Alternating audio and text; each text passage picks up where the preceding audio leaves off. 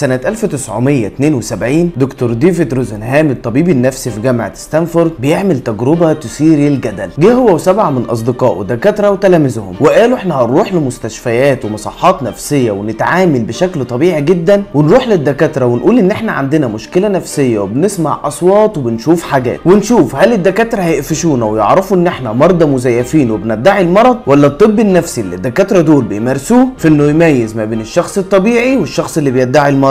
المهم خدوا بعضهم وراحوا وكل المصحات والمستشفيات اللي زاروها تشخصهم انهم مرضى شيزوفرينيا ويحجزوهم في المصحة ويكتبوا لهم ادوية ياخدوها لحد ما يتعافوا، وبعد فترة تعدي عليهم يقوموا رايحين للدكاترة ويقولوا ان احنا خلاص تعافينا وبقينا حاسين ان احنا احسن بكتير دلوقتي واننا كمان نقدر نخرج. العجيب بقى ان المصحات رفضت تخرجهم وقالوا لهم لا انتوا عيانين يا عم انا كويس. يقول له لا اقعد انت مش عرفك انت عيان. بيقولوا انه ما كانش يتوقع انهم يجبروه يقعد في المصحة شهرين كاملين وهو اصلا شخص عادي، ويقوم هو واصحابه رايحين مصحة تانية ويعملوا نفس الكلام ونفس السيناريو، ولفوا على 12 مستشفى في 5 ولايات منهم مستشفيات عامة ومستشفيات خاصة، وكلهم شخصوهم بنفس التشخيص ان عندهم شيزوفرينيا وامراض نفسية كتير تانية. وبعد ما اللعبة دي خلصت والمسرحية انتهت دكتور ديفيد نشرها في مجلة ساينس الامريكية بعنوان ان تكون عاقلا في مكان مجنون. التجربة تنتشر من هنا والموضوع يكسر الدنيا ويحط المستشفيات دي في حرج شديد. ده كانوا بيقبلوا ناس عقلة لحد ما مستشفى من المستشفيات دي تاخد الموضوع على خطرها. ماشي مش انت برنس قوي وبتبعت ناس عقلاء، طب انا هتحداك تبعت لي مرضى مزيفين اقفشهم وهطلعهم لك. ودكتور ديفيد يقبل التحدي ويقول لهم خلال الاسابيع اللي جايه هبعت لكم ناس وطلعوهم لو كلامكم صح. المهم تعدي المده والمستشفى تقوم بعتاله 41 شخص وتقول له اهو اتفضل يا عم المرضى المزيفين بتوعك احنا قفشناهم. فالدكتور ديفيد يقول لهم انا اصلا ما بعتش حد.